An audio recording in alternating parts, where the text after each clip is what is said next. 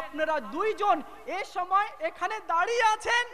তখন উভয় আরজ করলেন, ইয়া সাইয়্যিদি ইয়া হাবিবাল্লাহ ফিদাকা আবি ওয়া উম্মি ইয়া রাসূলুল্লাহ, ইয়া রাসূলুল্লাহ আমাদেরকে খিদে লেগেছে, যার কারণে আপনার নূরওয়ালা চেহারা দেখার জন্য চলে এসেছি।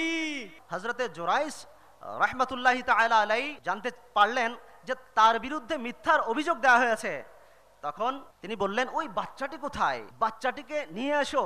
যখন তারা ওই বাচ্চাটিকে তার সামনে আনলো, তখন তিনি একটি আঙ্গুল বাচ্চাটির পেটের উপর রেখে জিজ্ঞেস করলেন, হে বাচ্চা, বলো তোমার বাবাকে। কাছে প্রকাশ হয় না, কিন্তু কখনো কখনো মুসলমানদের কবরের অবস্থা প্রকাশ হয়ে যায়।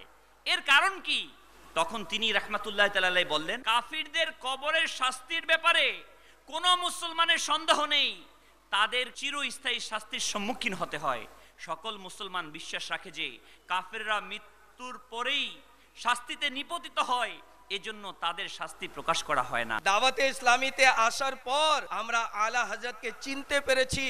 কনজুল ঈমান যে কোরআনুল কারীমের তরজমা সম্পর্কে আমরা জানতাম না, কিন্তু আলহামদুলিল্লাহ এই ওলিয়ে কামিল আলা হযরতকে এত মহব্বত করেন, ওনার প্রত্যেকটি বয়ানের তরজমা হচ্ছে কনজুল ঈমান দিয়ে। রাসূলের দাবিকারী তা করুন, আজ আমাদের খাবার সময়, আমাদের ঘুমানোর সময়, কাপড় পরিধান করার সময়, কথা বলার সময়, আমাদের আচরণে কখনো এটা দেখা যায় যে আমি কার दे इमाम बुसेरी फरमाते हैं 12 साल से फालिज का मर्ज था। एक दिन ईशा के वक्त बीफ के अंदर सख्त तकलीफ मदीने की तरफ रुक करके बैठ गए, जो होना यहीं से होगा, और सरकार की बारगाह में इस्तिगासा करने लगे। और क्या इस्तिगासा किया, क्या कलाम लिखा, मौलाया सल्ली व सल्लिम दाइमन अबदन अला हबीबिका खैरिल खल्क़ि कुल्लिहिम मुहम्मदुर सय्यिदुल कौनैन व